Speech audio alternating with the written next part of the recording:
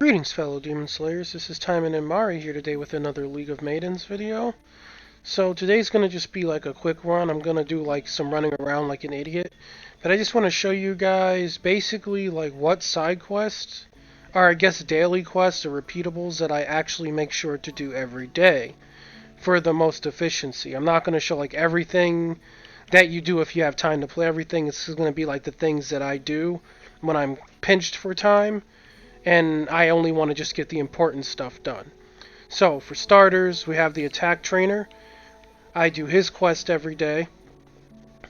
Then if we, of course, run around and to the other side, I hit the defense trainer up.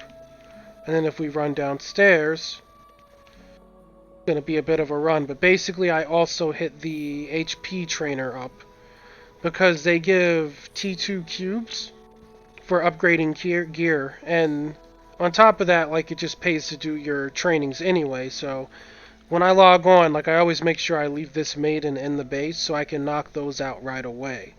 Now, I am Guardian level 15. If I were not level 15, I would make sure to come around here and do my mission mode every day, which would be this guy right here. So these are like the 4 things in the base I suggest you do every single day. Once you're Guardian level 15, you don't have to do the mission mode because it's kind of useless at that point. You only really would do it if the daily calls for it after that, after hitting 15. So let's head over to Freedom City, and I'll show you guys the missions that are important there, and then I'll hit the desert and show you what's important there. And again, this is for people on time constraints who just want to like get on and do like just the quests that would be the most rewarding for their character in the long run. Obviously, like, it's up to you whether you do the dailies or not.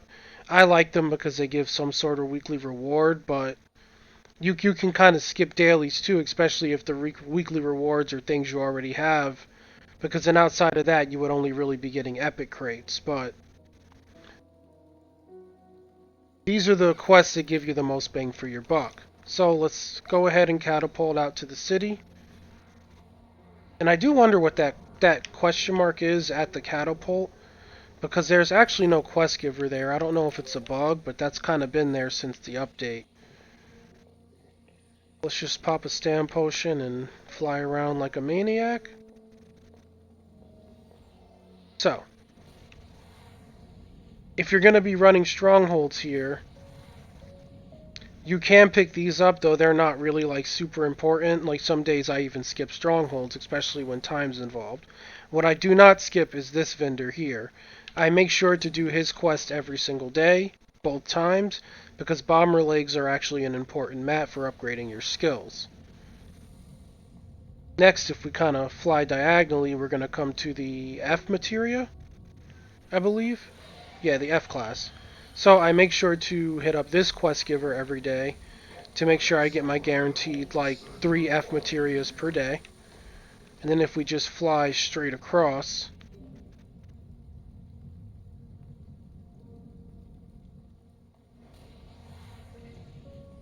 God, flying so slow.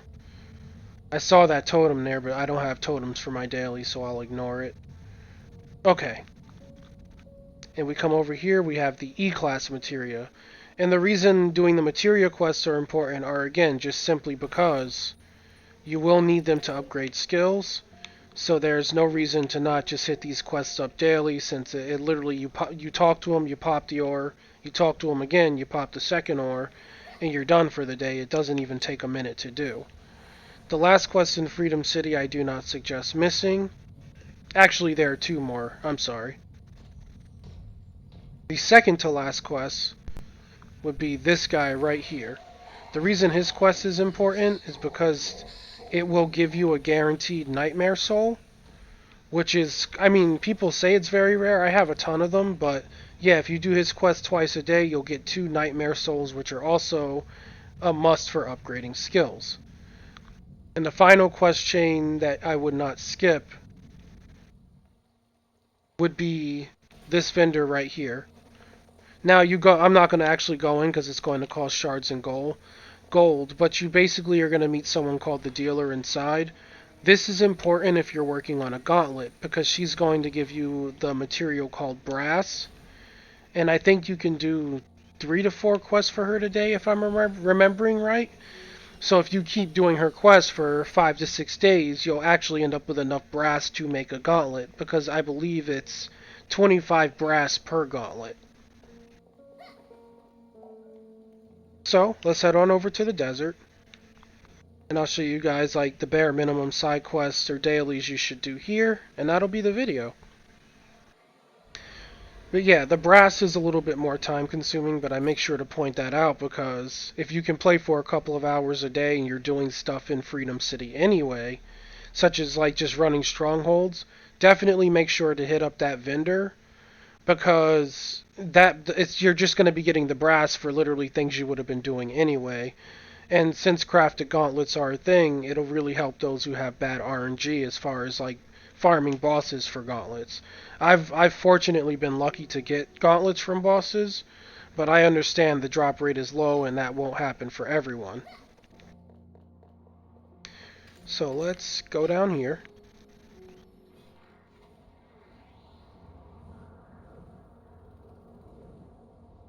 Okay, so there's even less I would say to do in the desert, just simply because when running strongholds here, at least in my experience, the mats for the actual mobs have been very common. There's nothing here that's really like stingy with their materials, like nightmares are with their souls. So, like, I don't even hit this guy up daily. Like, if I'm being honest, the only things I really like to do in the desert is if we cut across here. I like to hit this guy up because he would give you T2 dart cubes for breaking this T2 stack here.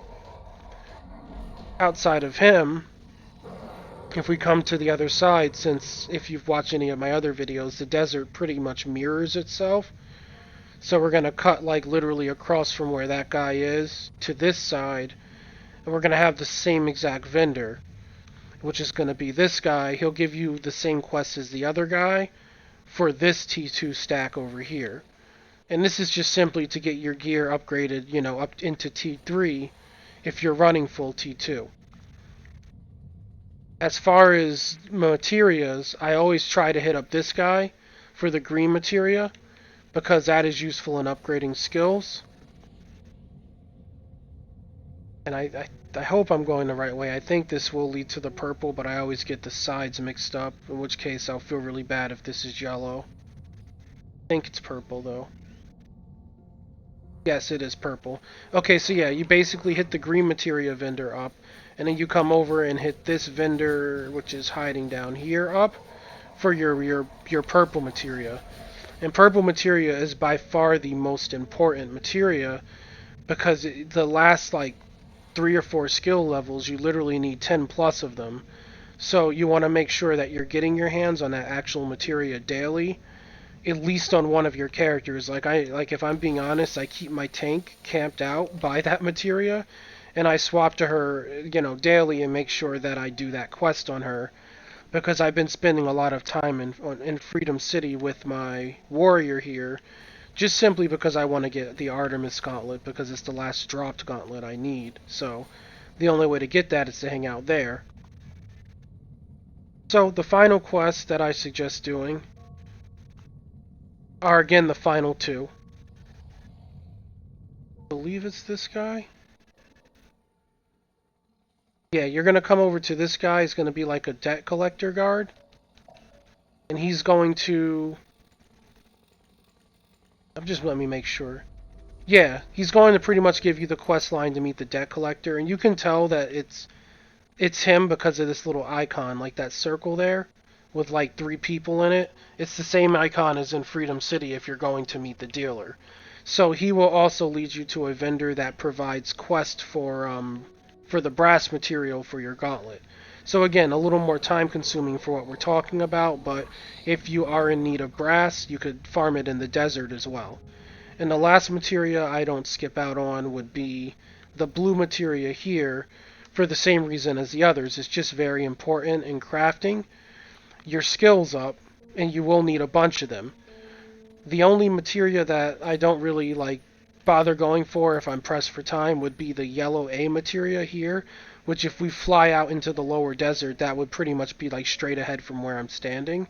The reason I don't bother with A materia is because when you're actually running like plus 15 strongholds in the desert and plus 21 strongholds in Freedom City, these materials just seem to drop all over the place, which is why I have a bunch of them on my character. Whereas you can see like my blues and my purples, I only have one and I only have 4 blues. Meanwhile, I have 21 like yellows and 33 like and 39 of each variant of yellow. So that material like or isn't really like a huge priority if you're pressed for time, because if you're playing the game in general and running strongholds that are beefed up with death invitations, you will get your hands on them. So that's pretty much all I wanted to like cover today. Just because like I know some people may be new to the game, or maybe you're not new and you're like finding yourself without things like bomber legs or nightmare souls. This is pretty much what I do daily to make sure I get my hands on said mats, because, you know, they're guaranteed drops from these quest vendors. And it'll save you a lot of time if you're someone who maybe like has a full-time job and you're not able to grind the game, 10 plus hours a day. So it's basically the best way to get the most out of like a couple of hours if that's the time you can play. I'm porting back to Freedom City because I want to show you guys this weird question mark, and I hope you guys like have noticed it too, and I'm not crazy.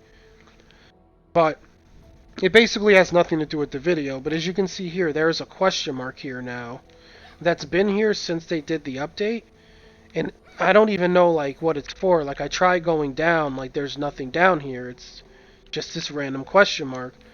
And I even tried going like under here, and I don't think there's anyone here. Is there? Oh, there is. Okay, so there are people down here. But where is the actual... Oh, I see. No wonder I couldn't find it. It's hidden in a tent. So I'm an idiot. Maybe I'll like do this quest later and make a video about it if it's important. Actually, let's look at it now since we're in a video. What is this? Oh, okay. This is the quest for the running skill. God, well, that's where it is. So basically what this quest does is it would make it so you actually like walk instead of fly. So like right now I do this. That quest makes it so your animation literally changes. So now I know what that question mark is, because it's been bugging me for the past week. I'm like, where is it? It was just literally under the bridge and I'm an idiot. Either way, I've wasted your time looking at this monk. That'll be the video. If you found it helpful or informative, please like and subscribe, as it really does help out the channel. From there, you boys and gals have a great rest of your day.